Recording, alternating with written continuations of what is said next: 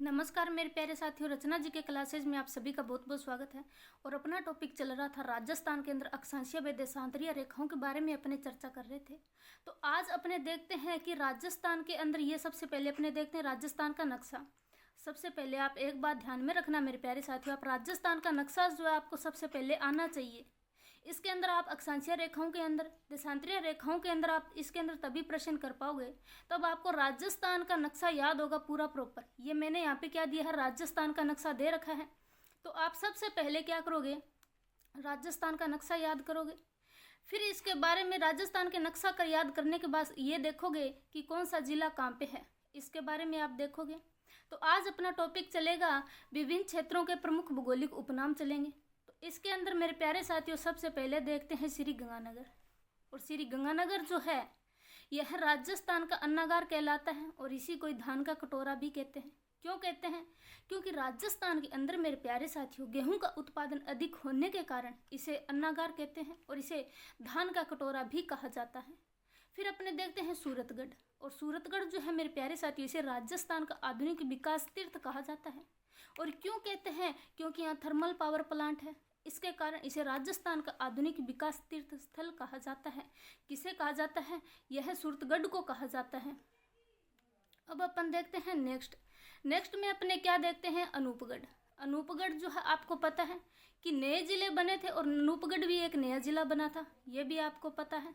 अनूपगढ़ नया जिला बना था लेकिन इसको क्या है कि बाद में गंगानगर से अलग हुआ था और बाद में इसे गंगानगर ही मिला लिया गया था अनूपगढ़ को। और अनूपगढ़ का मेरे प्यारे साथियों उपनाम क्या है, चुंगेर हो जाएगा। फिर अपन देखते हैं बीकानेर। और बीकानेर को मेरे प्यारे साथियों इसे ऊन का घर कहा जाता है, इसे राती घाटी कहा जाता है, इसी को ही जंगल देश कहते हैं और इसी को ही ऊँटों का देश भी कहा जाता है। क्यों कहते हैं? क्योंकि बीकानेर के अंदर मेरे प्यारे साथियों ऊँटों की अधिकता होने के कारण इसे ऊँटों का देश भी कहा जाता है। फिर देखते हैं अपने लूणकरणसर। लूणकरणसर को जो है मेरे प्यारे साथियों इसे राजस्थान का राजकोट कहा जाता है। और राजस्थान का राजकोट क्यों कहते हैं इसे? क्योंकि यहाँ पे मूंगफलियों की अधिकता होने के कारण इस लूणकरणसर को राजस्थान का राजकोट कहते हैं। किस कारण कहते हैं?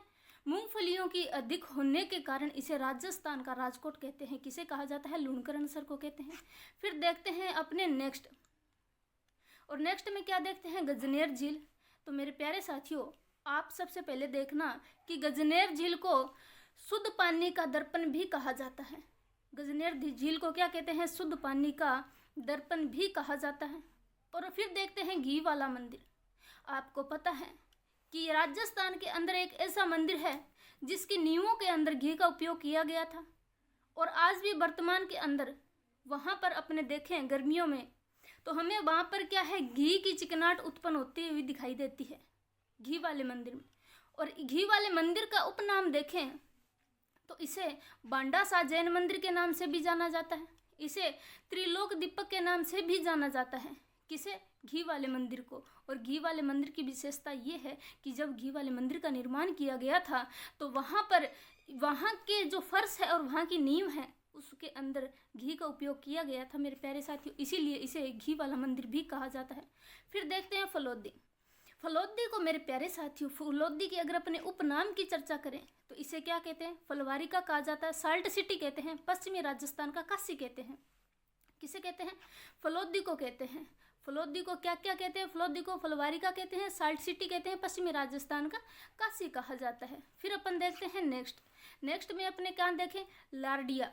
और मेरे प्यारे साथियों लारडिया जो है यह रेत के, यहाँ पे रेत की जगह क्या आएगा मेरे प्यारे साथियों, यहाँ पे रेत आएगा। क्या आ जाएगा? रेत आ जाएगा। यहाँ पे अपने रेत हो जाएगा। रेत के समुद्र में डूबता हुआ गांव है कौन? लारडिया। और लारडिया जो है मेरे प्यारे साथियों यह न्यू अमेरिका के नाम से भी जाना जाता है। फिर अपने देखते हैं बालोतरा। बालोतरा जो है यह अरावली की 56 की पहाड़ियों वाला क्षेत्र है। बालोतरा क्या है? यह अरावली की 56 की पहाड़ियों वाला क्षेत्र है। और बालोतरा को मेरे प्यारे साथियों मलानी भी कहा जाता है। बालोतरा को क्या कहते हैं? मलानी भी कहा जाता है। फिर अपने देखते हैं नेक्स्ट पे क्या देखेंगे, मेवा नगरी। और मेरे प्यारे साथियों मेवा नगरी जो है यह नाकोड़ा जी बालोतरा के अंदर है। आपको ये ध्यान में रखना है, नाकोड़ा जी कहाँ है? बालोतरा के अंदर है। और जैनों का तीर्थ स्थल भी कहा जाता है। किसे कहा जाता है? मेवा नगरी को। फिर अपने देखते हैं पिपलुंड।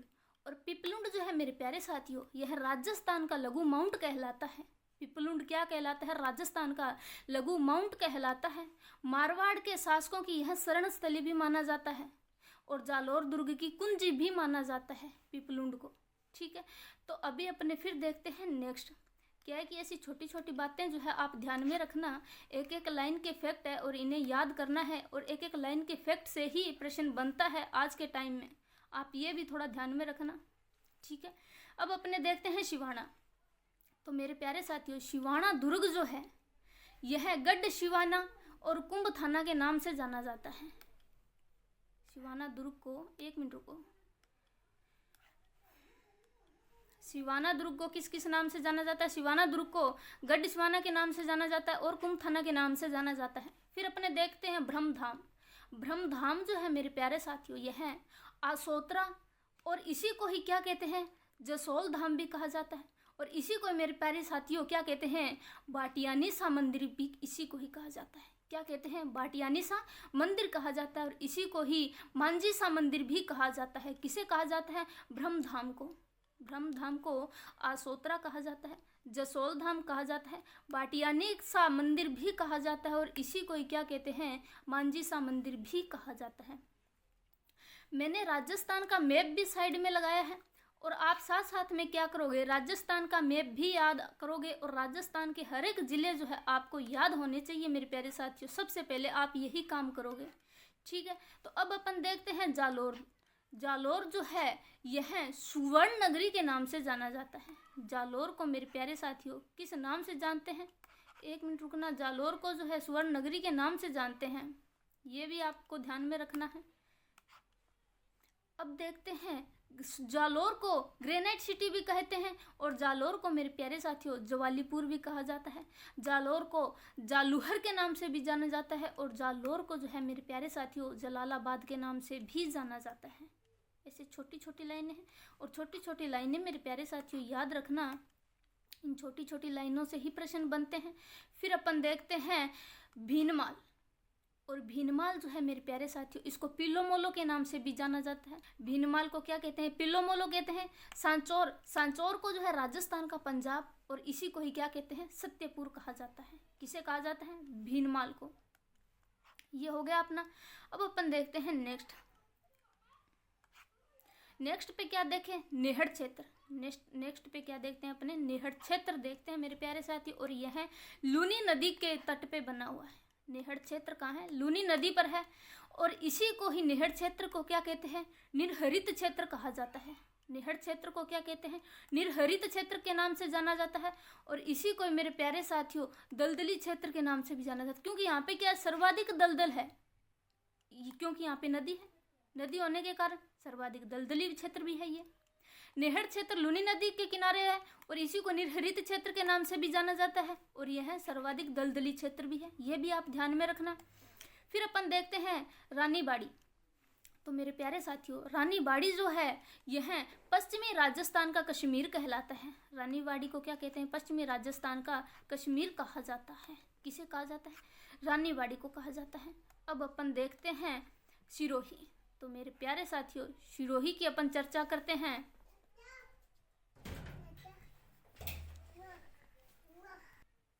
अब अपन बात करते हैं सबसे पहले सिरोही। यहाँ पे सिरोही के उपनाम की चर्चा करें तो सिरोही को शिवपुरी के नाम से भी जाना जाता है, सिरोही को नगरी के नाम से भी जाना जाता है, और सिरोही को मेरे प्यारे साथियों चंद्रावती के नाम से भी जाना जाता है। यहाँ पर वर्तमान के अंदर जो है चंद्रावती सभ्यता का भी निर्माण किया गया है, और चंद्रावती सभ्यता भी हमें मिली है। और यहाँ पर चंद्रावती सभ्यता की खोज किसने की है मेरे प्यारे साथियों? तो वह कर्नल जेम्स टोड ने की है। किन्होंने की है? कर्नल जेम्स टोड ने की है। जेम्स टोड ने क्या की है? यहाँ पर चंद्रावती सभ्यता की खोज की है। फिर अपने देखते हैं माउंट आबू। मेरे प्यारे साथियों, ध्यान में रखना कि माउंट आबू जो है, और माउंट आबू को शिमला के नाम से भी जाना जाता है, और माउंट आबू को राजस्थान का बर्खिवांस के नाम से भी जाना जाता है। ये बात भी आप ध्यान में रखना। राजस्थान को क्या कहते हैं? राजस्थान को शिमला के नाम से जाना जाता है, माउंट आबू, और माउंट आबू को जो है और क्या कहते हैं? राजस्थान का बर्खियास के नाम से भी जाना जाता है। ऐसे छोटे छोटे फैक्ट हैं, छोटी छोटी लाइनें हैं। आई होप कि आपको ये याद होते होंगे, और याद होते होंगे नहीं बल्कि याद करना ही है, ये बात भी आप ध्यान में रखना। अब अपने देखते हैं राजस्थान के अंदर वैष्णो देवी। राजस्थान के अंदर वैष्णो देवी की अगर अपने बात करें तो राजस्थान के अंदर वैष्णो देवी को अर्बुदा देवी के नाम से भी जाना जाता है। किस नाम से जाना जाता है? अर्बुदा देवी के नाम से भी जाना जाता है। फिर अपने देखते हैं उदयपुर। और मेरे प्यारे साथियों, उदयपुर के उपनाम की चर्चा करें तो इसे सैलानियों का घर भी कहा जाता है, यानी कि सैलानियों का स्वर्ग, और इसी को ही पूर्व का बेसिन के नाम से जाना जाता है, इसी को व्हाइट सिटी के नाम से जाना जाता है, और इसी को मेरे प्यारे साथियों राजस्थान का कश्मीर भी कहा जाता है। किसे? उदयपुर को। और उदयपुर को मेरे प्यारे साथियों जिलों की नगरी भी कहा जाता है, और उदयपुर को नाम से भी जाना जाता है। फाउंटेन व माउंटेन शहर भी इसी को ही कहा जाता है। किसे? उदयपुर को। उदयपुर को फाउंटेन व माउंटेन का शहर भी कहते हैं। एशिया व बियत। हाँ, सबसे पहली बात यही है कि आपको क्लास में पूरा प्रॉपर ध्यान रखना है, तभी आपको ये फैक्ट याद होंगे। यहाँ पे क्या देखते हैं कि एशिया को क्या कहते हैं? एशिया ही वियना आदि नामों से भी जाना जाता है। किसे? उदयपुर को। उदयपुर को किन किन नामों से हमने देखा? उदयपुर को देखा कि उदयपुर को सैलानियों का स्वर्ग कहते हैं, इसी को पूर्व का वेसिन कहा जाता है, इसी को व्हाइट सिटी कहते हैं, इसी को राजस्थान का कश्मीर कहा जाता है, और इसी को ही जिलों की नगरी कहते हैं, और इसी को ही क्या कहते हैं मेरे प्यारे साथियों? इसी को ही महलों की नगरी के नाम से भी जाना जाता है, और इसी को ही फाउंटेन व माउंटेन का शहर कहते हैं। इसी को ही एशिया के नाम से भी जाना जाता है, इसी को ही एशिया के नाम से भी जाना जाता है।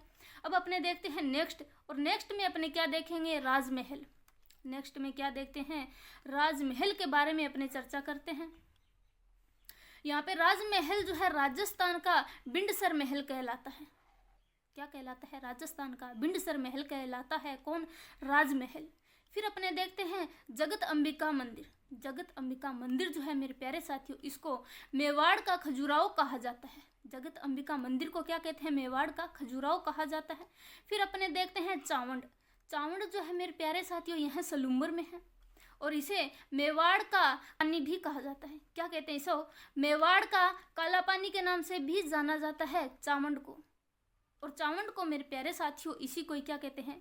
इसी को ही सराड़ा मेवाड़ की आपातकालीन राजधानी के नाम से भी जाना जाता है। किस नाम से जानते हैं इसको? इसे सराड़ा मेवाड़ की आपातकालीन राजधानी भी कहा जाता है। अब अपने देखते हैं फिर से नेक्स्ट फैक्ट, और नेक्स्ट फैक्ट के अंदर अपने को क्या मिलता है मेरे प्यारे साथियों?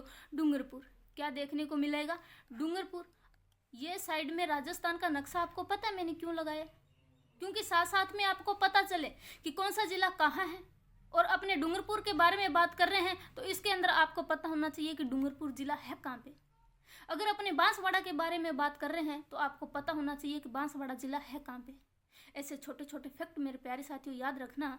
अब देखते हैं डूंगरपुर। डूंगरपुर को मेरे प्यारे साथियों पहाड़ों की रानी कहा जाता है, और इसी को ही पहाड़ों की मल्लिका भी कहा जाता है। इसको किस नाम से जाना जाता है? पहाड़ों की मल्लिका के नाम से भी जाना जाता है, और इसी को मेरे प्यारे साथियों भीलों की पाल के नाम से भी जाना जाता है। डूंगरपुर के नाम से ही अपने को पता चलता है कि डूंगरपुर को पहाड़ों की रानी, डूंगरपुर को पहाड़ों की मल्लिका, और इसी को भीलों की पाल के नाम से भी जाना जाता है। अब अपने देखते हैं बनेश्वर। मेरे प्यारे साथियों बनेश्वर को जो है आदिवासियों का कुंभ भी कहा जाता है। क्या कहते हैं? बनेश्वर को आदिवासियों का कुंभ कहा जाता है। किसे कहा जाता है? बनेश्वर को। फिर अपन देखते हैं नेक्स्ट, और नेक्स्ट तो बीतते ही होंगे मेरे प्यारे साथियों। आज यहाँ पे अपनों ने 13 पेज किए हैं, और 13 पेज के साथ साथ यहाँ पे मैंने आपको सबसे पहले क्या दे रखा है? नक्शा भी दिया है। आपको ये भी ध्यान में रखना है। नक्शा आपको मैंने साथ साथ में क्यों दिया? आपको ये पता चला क्योंकि आपको राजस्थान का हर एक जो जिला है इसके बारे में पता होना चाहिए कि कौन सा जिला कहाँ है और कौन सा जिला कहाँ नहीं है। अपनों ने ये सब देख लिया तो मेरे प्यारे साथियों आप ये ज़रूर बताइएगा कमेंट बॉक्स के अंदर कि ये क्लास आपको कैसी लगी है, क्योंकि ये क्लास मैंने बहुत बेहतरीन तरीके से बनाई है। आई होप कि ये क्लास आपको अच्छी लगे और इसके बारे में आप अपना प्रस्ताव ज़रूर दीजिएगा मेरे प्यारे साथियों। क्लास के बारे में कमेंट बॉक्स के अंदर आप ज़रूर बताइएगा। और इसके बारे में अगर आपको किसी भी प्रकार के कोई भी प्रश्न हो, कोई भी डाउट हो, तो आप हमें कमेंट बॉक्स के अंदर कमेंट करके पूछ सकते हो। और जैसे ही मेरी अगली नेक्स्ट क्लास आएगी तो आपको उसके अंदर आपके उस प्रश्न का सल्यूशन दे दिया जाएगा। तो आज के लिए इतना ही मेरे प्यारे साथियों। जय हिंद, जय भारत, धन्यवाद।